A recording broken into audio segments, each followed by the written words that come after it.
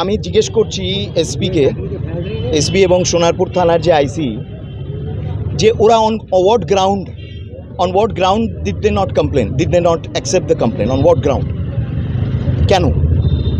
এটা তো কিছু মানুষের জমি, তাদের জমি হড়প হয়েছে, অবৈধভাবে জমিগুলো বিক্রি করা হয়েছে, তারা গিয়ে, এবং তারা কৃষক, এখানে তো এই সরকারের তো বুক ফেটে যায় কৃষকদের জন্য, কাজ আমরাই করি কৃষকদের জন্য, কিন্তু যাই হোক, I am not getting in to the politics of it.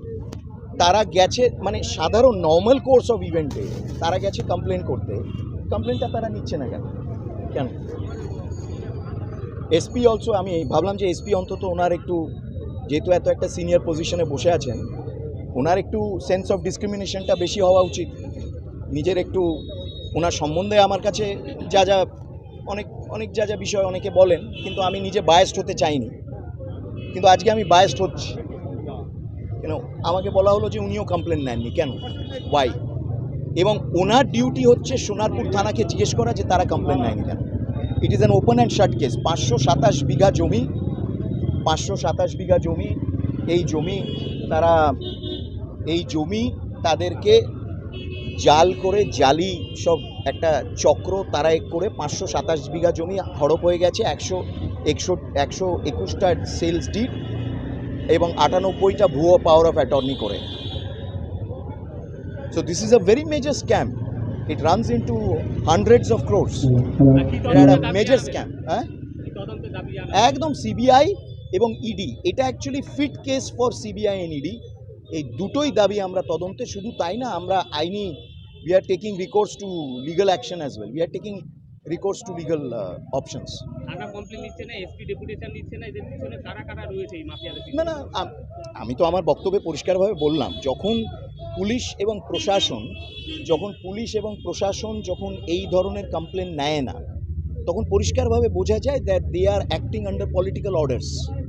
এটা পরিষ্কার, কিন্তু ইটস ভেরি আনফর্চুনেট যে they are acting under political orders, এবং এগুলো আমরা নোট করছি, এগুলো আমিও নোট করছি, দেখা যাক কেন। এবং এটা আমাদের দায়িত্ব, we are the principal opposition party. আমরা যদি মানুষের এই সুখ দুঃখের বিষয়টা না ওঠাই, এটা অন্য কেউ ওঠাবে না। এটা আমাদের দায়িত্ব। পশ্চিমবঙ্গের 2,28,00,000 মানুষ আমাদেরকে ভোট দিয়েছে, এবং আমাদের সিনিয়র নেতৃত্ব মহাদেব সরকার মহাশয় এসছেন, তিনিও কিষাণ মোর্চার দীর্ঘদিন নেতৃত্ব করেছেন। তো এটা হচ্ছে আমাদের ডিউটি, এবং যারা আজকে কমপ্লেন নিচ্ছে না তাদের অফিসিয়াল পজিশনে বসে, পরিষ্কার বোঝা যাচ্ছে they are under political compulsion, under political pressure, and they are hands in gloves with the political establishment. জমি মাফিয়াদের বিরুদ্ধে বিজেপি যাদবপুর সাংগঠনিক জেলা কিষাণ মোর্চার অবস্থান বিক্ষোভ বারুইপুরে। সোনারপুরে বামনগাছি এলাকায় 500 বিঘা জমির নথি জাল করে বিক্রি করে দেওয়া হয়। তারই প্রতিবাদে জমি মাফিয়াদের দৌরাত্ম্য তথা জমি লুণ্ঠনের বিরুদ্ধে বারুইপুর এসডিও অফিসের সম্মুখে বিক্ষোভ সমাবেশে কর্মসূচি। কিষাণ মোর্চার একাধিক সদস্যরা উপস্থিত ছিলেন জমিহারা কৃষকরাও। উপস্থিত ছিলেন যাদবপুর বিজেপির প্রার্থী অনির্বাণ গাঙ্গুলি। অভিযোগ, চাষিরা সোনারপুর থানা এসপি অফিসে অভিযোগ জানাতে গেলেও তাদের অভিযোগ জমা নেওয়া হয়নি, তাই তারা বিষয়টি উচ্চ আদালতে নিয়ে যাওয়ার হুঁশিয়ারি দিয়েছেন। ইডি, সিবিআই এর দ্বারস্থ হবেন বলেও জানান তারা। আমি রঞ্জন নস্কর, আমার প্রায় 5 বিঘা জমি উনি পাহাড় নামে অ্যান্টনি করে নিয়ে গেলেন। আমার একটাই মেয়ে আছে, এখনো বিয়েটা দিতে পারিনি। আমাদের ওই জমিটুকু ভরসা, আমরা কি করে বাঁচবো? আমরা থানায় গিয়েছিলাম, এফআইআর নেয়নি। আজ শুনুন, এখানেও আমাদের এফআইআর নেয়নি এসপি সাহেব।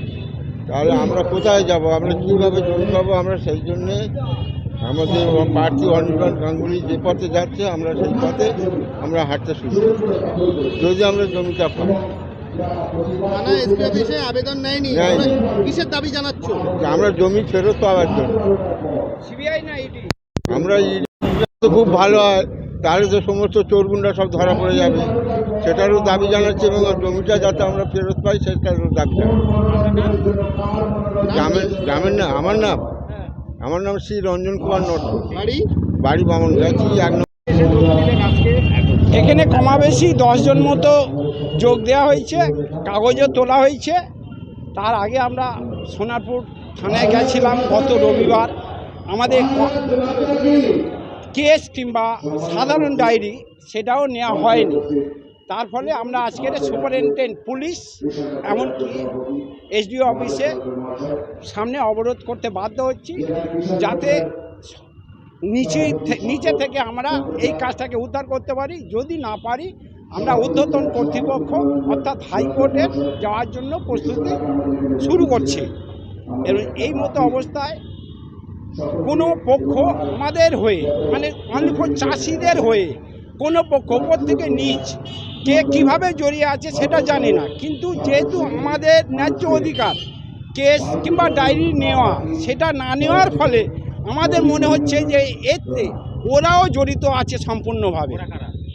ওরা বলতে যে প্রশাসন আমাদের ডায়েরি নিচ্ছে না, আমাদের কেস নিচ্ছে না, আমাদেরকে অগাধ জলে সবার পক্ষে ক্ষমতা নেই যে হাইকোর্টে যাওয়ার মতো, কারণ যাদের দিনান্তে দিন খাওয়া হয় না ভালোভাবে।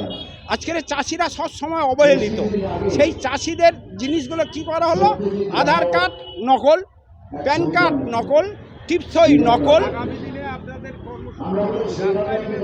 আমরা চাইব যে কোনো মূল্যে চাষিদের, প্রত্যেকটা চাষিদের জমি তারা যেন তাদের নিজেদের অধিকার ফেরত পায়। আমার এখনো পর্যন্ত 71 শতক জমি গেছে। 71 শতক মানে 2 বিঘে 4 কাঠ। অতি অবশ্যই, এছাড়া তো কোনো উপায় নেই আমাদের জমিটা যেহেতু বেনামে দখল হয়ে যাচ্ছে, মানে কিনে নিচ্ছে, সুতরাং আমাদের চেষ্টা করতে হবে কিভাবে আমরা জমিটা ফেরত পাই। সেই আমার নাম রতন ধারা, লেট পাঁচু গোপাল ধারা। জানা নিচ্ছেন না, তাহলে বোঝা যাচ্ছে they are doing it under political compulsion. তাদের ওপর পলিটিক্যাল অর্ডারস রয়েছে, এবং থানা যখন কমপ্লেন এবং এসপি যখন কমপ্লেন নেয় না, তার মানে তারা ভালো করে জানে কারা যুক্ত আছে এর সাথে, এবং এর শেষ আমরা দেখে